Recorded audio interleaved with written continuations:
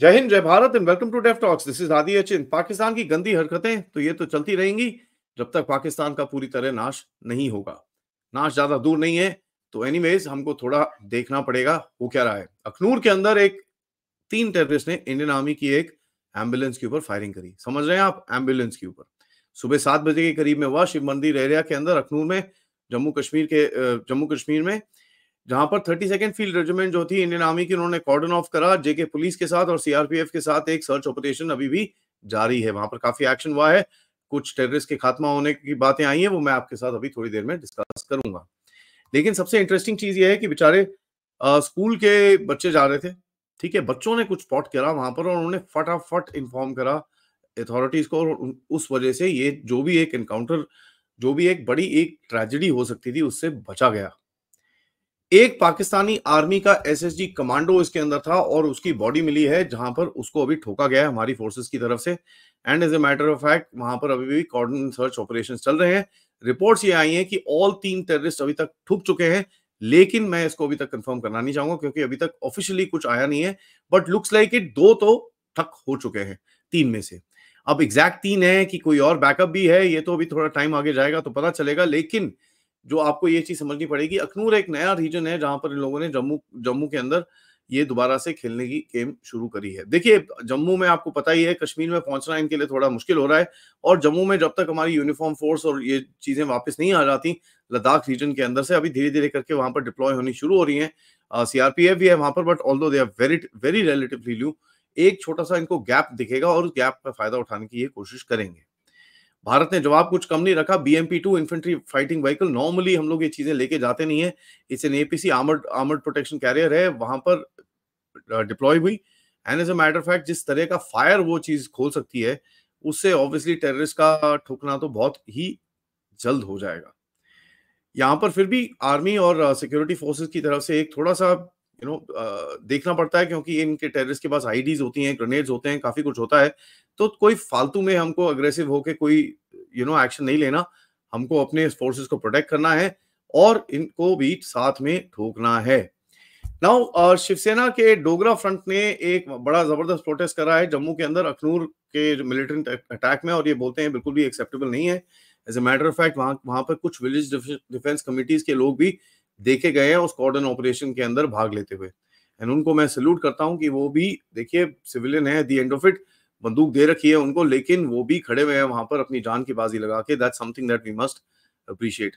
इस जगह से काफी वेपन्स वेपन्स भी रिकवर्ड हुए हैं, और पता चल रहा है कि भैया यहाँ पर एक छोटा सा बेस था जिसको भी फोड़ा गया है। सुंदरबनी के एरिया के अंदर एक कुछ ना कुछ मिला है, जो बेस अभी वो बस्ट भी हुआ है।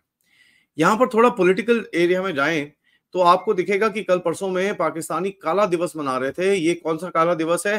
कि भाई इंडियन फोर्सेस ने जो पाकिस्तानी रेडर्स थे 1947 में, उनका अटैक प्रिवेंट किया था। तो ये उनके लिए काला दिवन है। ये उनके लिए काला दिवस है जब इनके रेडर्स आके कश्मीरी लड़कियों पे, जम्मू की लड़कियों का रेप कर रहे थे, उनको मार रहे थे, और भारतीय सेना ने जाके उनको रोका। तो ऑब्वियसली उनके लिए एक काला दिवस होगा।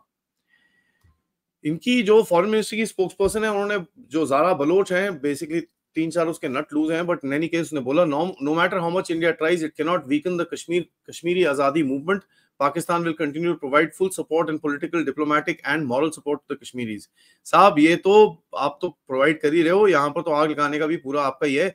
तो thank you for accepting what you are doing. It is absolute political bankruptcy that you guys have. There is just no question about it. आपको ये चीज समझ में आनी चाहिए कि भाई, और कश्मीरी लोगों को भी, जो आज भी जिनको काफी गालियां मिली हैं भारत के मेन स्ट्रीम से, कि भैया आपको इतना सब कुछ करने के बाद भी आप बेवकूफी करते रहते हो। और उस रीजन में कई और लोग हैं, जो जम्मू में भी मुस्लिम पॉपुलेशन है, उनको भी जरा ये चीज समझनी पड़ेगी। देखो भाई, ये आप जो इन लोगों को सपोर्ट करते हो OGW बन के, और OGW अब तो टेररिस्ट ही रहता है, उनको बन के आपको समझ में आना चाहिए आप किस तरफ जा रहे हो। और जिस दिन पीठें तोड़ी गई, जिस तरह से तोड़ी जा रही हैं ऑलरेडी, जिस दिन आपका नंबर आया उस दिन फिर रोना मत।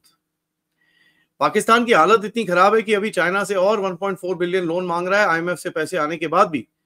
और यहां पर मैं आपको बता दूं, भारत जो थोड़ी बहुत चीजें, अभी भी कई बेवकूफ लोग थे भारत के अंदर जो थोड़ा बहुत चीजें कुछ पाकिस्तान से मंगाते थे, वो अब आके जीरो पे अटका हुआ है। अब देखिए, कई लेडीज हैं, मैं सबकी बात नहीं कर रहा, जिनको पाकिस्तानी अनारकली सूट बड़े पसंद आते हैं और वहां से अभी भी इधर उधर घूम घाम के आते हैं।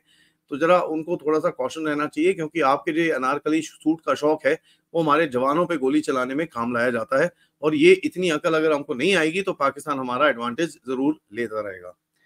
भारत ने तो लात मारी थी पाकिस्तान को। पाकिस्तान और भारत में भी कई ऐसे स्टूपिड लोग थे जो ये बोलते रहते हैं पाकिस्तान को ना हमको ब्रिक्स के अंदर ले लेना चाहिए, कोई इस मॉडल के अंदर, कोई उस मॉडल के अंदर, पता नहीं क्या बेवकूफी है ये। ऐसे गधों को आप अपने साथ बिठा के बात नहीं कर सकते, और ये चीज हमको समझ में बड़ी क्लियरली आनी चाहिए। और ये भारत ने वही करा कि भाई भारत पाकिस्तान ब्रिक्स में नहीं आएगा, दैट इज इट। जैसे मैंने आपको बताया कि एक टेरर हाइडआउट पूंछ में भी रिकवर हुआ है, रोमियो फोर्स ने जाके एक रेड मारी थी जहां पर ग्रेनेड्स, पाकिस्तानी माइंस और काफी सारी राइफल्स और काफी एम्यूनिशन भी मिला है। और एक रिक्रूटमेंट मॉडल को भी पिछले हफ्ते बस्ट किया था, जिसमें तहरीक लबाइक या मुस्लिम करके एक जो आउटलेट था, जिनको जिनका पूरा नेटवर्क तोड़ ताड़ के और सारे बंदों को जरा अरेस्ट करके साइड में डाला था। भारत का एक देखिए जो एक नजरिया रहा है, ये चीज जयशंकर जी ने बोला है और मेरे इंट्रो में भी है कि भाई those who support terrorism can not be, you can't sit down with them and talk about terrorism. ये तो बेवकूफी होगी किसी भी कंट्री की वजह से, तो भारत तो बिल्कुल भी करने नहीं वाला। और देखिए आपको ये भी समझ में आना चाहिए कि साहब एक ये जो टेरर अटैक्स आ रहे हैं, this is on the back. जैसे मैंने आपको बताया कि भाई थोड़ा टाइम पहले एक बार बताया था, अमन की आशा लेके काफी लोग वहां पर गए थे एससीओ समिट के, वहां पर हांडी शांडी कबाब शबाब खा खू के नवाज शरीफ से मिल मुला के आए, और इन्होंने बोला कि भाई नवाज शरीफ का ये ख्याल है कि भारत और पाकिस्तान को साथ में बैठना चाहिए, बात करना चाहिए, और अगला जब एससीओ समिट होगा उसके अंदर एक आशा की जाएगी कि मोदी साहब और नवाज शरीफ बैठ के कुछ बात कर सके। नवाज शरीफ कौन सी खेत की मूली है, मेरे को समझ में नहीं आता, क्योंकि नवाज शरीफ तो ना इलेक्शन तो जीत गया ठीक है, लेकिन कहाँ क्या है वो, ना प्राइम मिनिस्टर है ना कुछ है। और इवन विच अगर वो प्राइम मिनिस्टर, डिफेंस मिनिस्टर या जो मर्जी मिनिस्टर होता, ये चीज हमको बड़ा क्लियरली समझ में आती है। और जिस तरह से भारत पाकिस्तानी आर्मी के साथ डील करता रहा है, ये चीज भारत को बड़ी क्लियरली पता है कि भाई पाकिस्तान में अगर किसी के पास पावर है, वो है पाकिस्तानी आर्मी के पास। तो ये अमन की आशा गैंग को थोड़ी सी अकल आनी चाहिए कि साहब शहबाज शरीफ के भाई के साथ आप मिलके आए, उसके साथ हांडी और नवाब कबाब और ये वो सब कुछ करा आपने, लेकिन उसके अपने भाई ने ये जवाब दिया है आपको कि भैया ऐसी कोई नहीं है, आर्मी का ये हुक्म है कि भारत के साथ अच्छी जो भी अमन की आशा है उसको कचरे के डिब्बे में डाले, जो चीज हम भी बड़ा क्लियरली बोलते हैं। तो on this way I support the Pakistani army. At least in लोगों का नजरिया सीधा है कि भारत के साथ कोई अमन की आशा नहीं होनी चाहिए। जैसे हम भी बोलते हैं पाकिस्तान तो एक आइडिया है, कोई कंट्री तो है नहीं, और इसके साथ कोई अमन की आशा रखने वालों को बिल्कुल भी अवॉइड करना चाहिए। हमारे पास बॉलीवुडिया भी है, जो एक अभी कोई एक्ट्रेस है, उसने भी बोला भाई पाकिस्तान को आप सारा देश को टेररिस्ट मानते हो, ये करते हो वो करते हो। और काफी हद तक आपको दिखेगा कि बॉलीवुड में से टेढ़े मेढ़े जवाब आने, टेढ़े मेढ़े ऐसे ऐसे स्टेटमेंट आने शुरू हो गए हैं। इनको जरा जवाब देने का काम अभी, अब ये मत बोलिएगा कि गवर्नमेंट क्या कर रही है एंड ऑल दैट स्टफ। इनकी पिक्चरें गवर्नमेंट नहीं देखती साहब, हम ही देखते हैं।